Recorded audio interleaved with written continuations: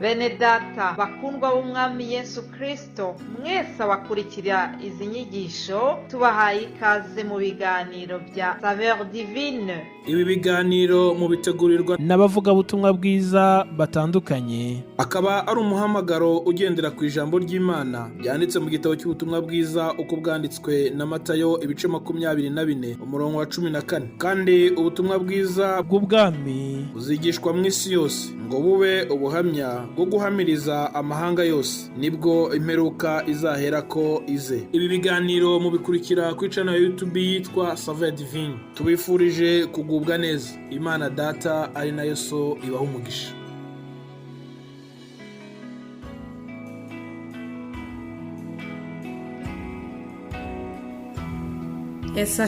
Sashimwe bakundwa nshuti z'umusaraba, mwese abakurikira ibi biganiro byacu bya Saveur Divine, mwese abashyigikira uyu muhamagaro Imana yanyujije muri twebwe, umuhamagaro mwiza wo kwamamaza ubutumwa bw'Imana, umuhamagaro mwiza wo gukomezanya muri uru rugendo.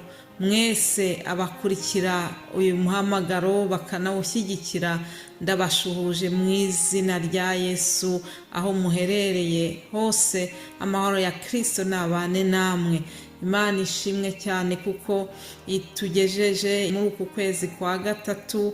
Turayishimira cyane kubw'uburinzi bwayo bukomeje kuba kuri twebwe.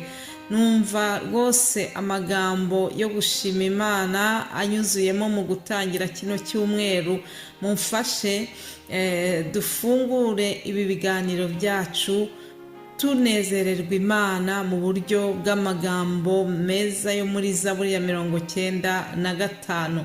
Handitse ngo nimuze turirimbire Uwiteka, tuvugirize impundu igitare cy'agakiza kacu, tujye mu maso ye tumushima, tumuvugirize impundu n'indirimbo, kuko Uwiteka ari Imana ikomeye.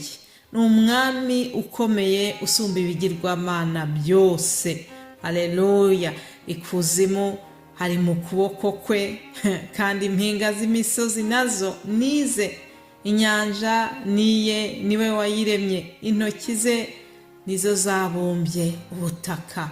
Nimuze tumuramye twunamye, dupfukamira Uwiteka umuremyi wacu, kuko ari we Mana yacu. Natwe turi abantu b'icyanya cye, turi intama zo mu kuboko kwe. Uyu munsi icyampa mukumva ijwi rye. Kuri uyu wa mbere icyampa ukumva ijwi ry'Uwiteka.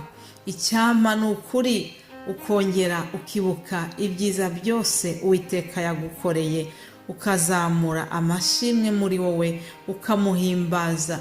Icyampa tukongera twese kwibuka ukuntu turi abanyamugisha, kuko ngo Uwiteka ari we Mana yacu. Mwari muzi yuko hari abantu bafite izindi mana, ariko twebwe turi ishyanga ryahiriwe, ngo turi ishyanga rihiriwe kuko Uwiteka ari we Mana yacu.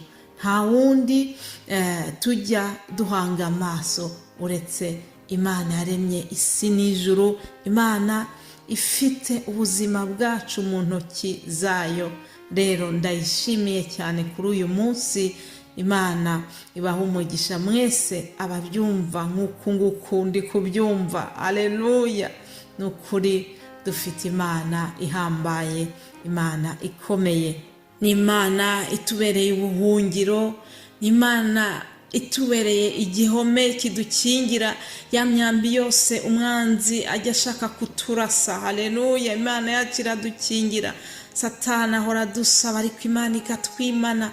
Nukuri ndavuga Imana nabonye, ndavuga Imana igendana nanjye buri munsi. Icyampa nawe ikagendana nawe, icyampa ugasobanukirwa ukuntu iyo Mana ari Imana ihambaye, isumba byose, ishobora byose. N'umwungeri mwiza, n'umwungeri wacu ntabwo tuzakena. Umwanditsi wa Zaburi yaravuze ngo asubiza intege mu bugingo bwanjye. Haleluya. Ngo naho nanyura mu gikombe cy'igicucu cy'urupfu, ngo sinzatinya ikibi cyose, kuko ndi kumwe nawe. Aleluya. Icyama uyu munsi ukongera ugasobanukirwa kurushaho yuko Uwiteka ari we mwungeri wawe, yuko Uwiteka ari kumwe nawe mu byo wacamo byose. Uwiteka ari kumwe natwe, Uwiteka aradushyigikiye. Ni ukuri ndabifuriza kugirirwa neza n'imbabazi z'Uwiteka muri uku kwezi twatangiye, kugira ngo Uwiteka azababere byose. Icyo ni icyifuzo kuri mwebwe ndetse no kuri njyewe ubavugisha muri aka kanya. Imana iduhana umugisha nshuti zanjye. Rero reka dukomeze. Iyo yari indamukanyo, iyo yari introduction niko navuga, ariko reka nkomeze mbabwira ngo Imana ni nziza. Aleluya. Hanyuma kuri uyu wa mbere tumenyereye ko dutangira irindi jambo rishya, uwundi mutwe mushya, teme. Mu minsi yashize bene data baganirije ku byerekeranye no gusenga amasengesho. Hanyuma turakomeza tureba noneho amasengesho aherekejwe no kwiyiriza ubusa. Kwiyiriza ubusa, ijambo rizatuyobora muri iyi teme riri muri Matayo 17 umurongo wa 21. Haravuga ngo ariko bene uwo ntavanwamo n'ikindi keretse gusenga no kwiyiriza ubusa. Iri ni ijambo Yesu Kristo yavuze ubwe. Aravuga ngo bene uwo mudayimoni ntavanwamo n'ikindi keretse gusenga no kwiyiriza ubusa. Mbese niki cyatumye avuga rino jambo? Yaribwiraga bande? Ibibanza bitwereka yuko ngo nyine Yesu yari hamwe n'abigishwa be n'abandi bantu. Noneho haza kuza umuntu ngo aramupfukamira, aramwinginga ati mwami babarira umuhungu wanjye kuko arwaye igicuri. Ubwo muntu nyine yari yarumvise ibitangaza Yesu akora, yuko akiza abarwayi. Nuko araza aramubwira ati umwana wanjye ararwaye igicuri, kiramubabaza cyane, ngo kuko kenshi kimutura mu muriro no mu mazi. Ngo nuko aramubwira ati rero numvise ko abigishwa bawe nabo bajya basengera abantu bagakira indwara, atariko mu by'ukuri nabazaniye umuhungu wanjye ntibabasha kumukiza. Muri make ni nkaho uyu muntu ari kuregera Yesu ati ba bantu bawe ni abafeke, byabananiye. Ni ukuri nubwo nari narumvise yuko nabo ujya ubakoresha, ariko kesi yanjye yabananiye, umuhungu wanjye ntabwo bashoboye kumukiza. Noneho Yesu nawe asa n'urakariye babigishwa be. Arababwira ati ariko yemwe bantu b'iki gihe, bantu banjye biyobagiza batizera, nzageza he kubana namwe? Nzabihanganira kugeza ryari? Ni nk'umubyeyi mbese watonganya umwana we ati ariko bite ibyo nkwigisha ko mbona utabishyira mu bikorwa, ko mbona mpora mbisubiramo ariko ntubikore nk'uko mbishaka.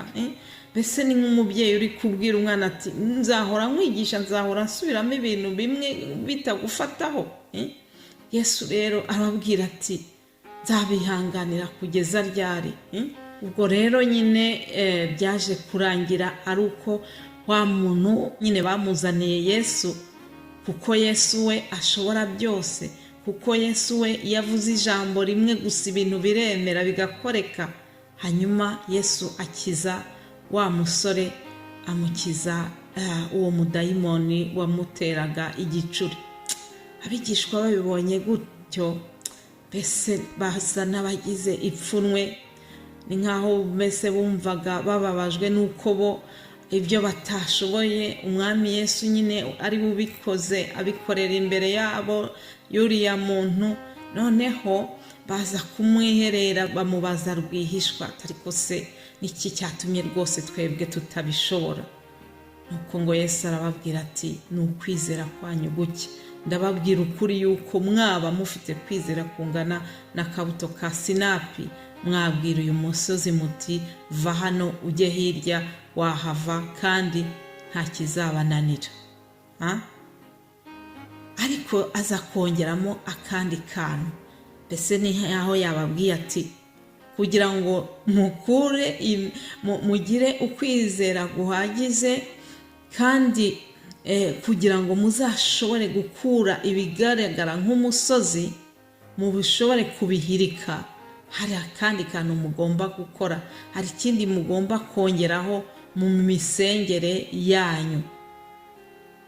Nibwo yababwiye rino jambo rivuga ngo ariko bene uwo mudayimoni ntavanywamo n'ikindi keretse gusenga no kwiyiriza ubusa. Nshuti zanjye, ni ukuri ukwiyiriza ubusa hari izindi mbaraga gutanga. Ukwiyiriza ubusa kurakenewe mu masengesho yacu.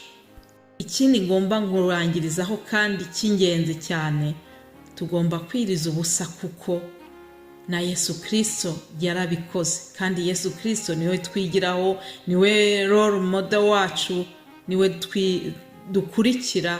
Ibyo yakoze natwe tugomba kubikora, tugashakisha gusa nawe. Niba Yesu Kristo yarajyaga afata umwanya akajya gusengera ku musozi akiherera akiyiriza ubusa ari umwana w'Imana, ni ikikwereka ko rero natwe tubikeneye, tugomba kubikora. Pawulo abwira abikorinto, arababwira ati mugere ikirenge mu cyanjye nk'uko nanjye nkigera mu cya Kristo. Haleluya! Natwe tugera ikirenge mu cya Kristo. Iyo twiyiriza tuba turi kugera ikirenge mu cya Kristo. Mbifurije rero icyumweru cyiza, muzakomeze kuryoherwa n'ibi biganiro bene data bazabagezaho mu rurimi rw'Ikinyarwanda ndetse kandi no mu rurimi rw'Igifaransa n'izindi ndimi. Tuzabagezaho ijambo ry'Imana kugira ngo icyubahiro gikomeze kigarukire Uwiteka Imana isumba byose. Mugire icyumweru cyiza, une très bonne semaine. Ndabakunda cyane. Amen.